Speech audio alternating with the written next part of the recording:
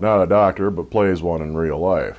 Failing any other compromise, a Catholic school board in Edmonton, Alberta, Canada, may find itself dissolved by government order following a hysterical meeting in which board members cried, shouted, and called each other names.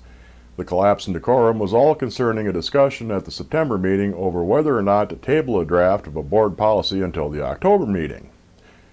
The contentious issue centered on a new mandate by the provincial government concerning the implementation of a curriculum which would educate staff and students about the rights of transgendered students.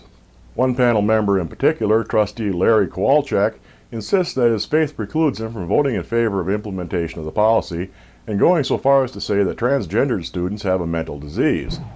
Mr. Kowalczyk, whose BA is surprisingly not in psychology but is rather in education, supports his diagnosis by providing links to YouTube videos featuring Catholic priests. Un-Orthodox Medicine. Under current New York law, a parent may apply for exemption from vaccination for his or her children due to religious beliefs, provided the belief is sincerely held and documentation is provided. Health officials worry that such exemptions could interfere with what is known as herd immunity, potentially exposing even inoculated children to particularly virulent or modified strains of some potentially fatal diseases. However, two Democrats, State Senator Brad Hoylman and Assemblyman Jeffrey Dinowitz, have co-sponsored a bill which would disallow religious opposition to vaccines as a means of skirting public health concerns. Bill S-6017-2015, which would repeal Subdivision 9 of Section 2164 of the Public Health Law, the Religious Exemption Clause.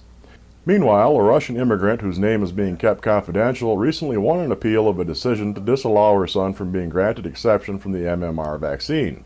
The child's mother is Russian Orthodox and objected to the vaccine, which is made using stem cells from aborted fetuses, as this conflicts with her religious objection to abortion. The school system had initially denied her request since the Russian Orthodox Church has no specific objection to the MMR vaccine. However, after providing evidence that the vaccine does in fact rely on fetal tissue, the women's appeal was granted by the Education Commissioner, Mary Ellen Elia. Mountain Meadows Massacre graves found. In a bit of history known as the Mountain Meadows Massacre, a group of Mormon militiamen, with the help of local Native American tribe, attacked and killed a group of 120 Arkansas settlers heading for California in 1857 as they passed through southern Utah.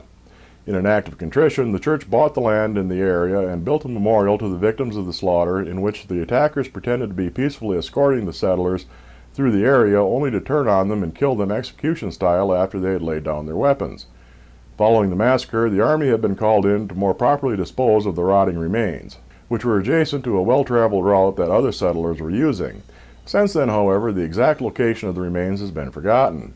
That was until 2014, when archaeologist Everett Bassett claims to have rediscovered the makeshift gravesite by simply following the documentation that the army had made of their actions.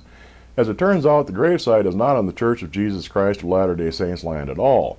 The owner of the land where the gravesite is located is cooperating to give descendants of the victims access to the site and remains there, possibly to build their own memorial as well as to discover more about what actually happened on that fateful day.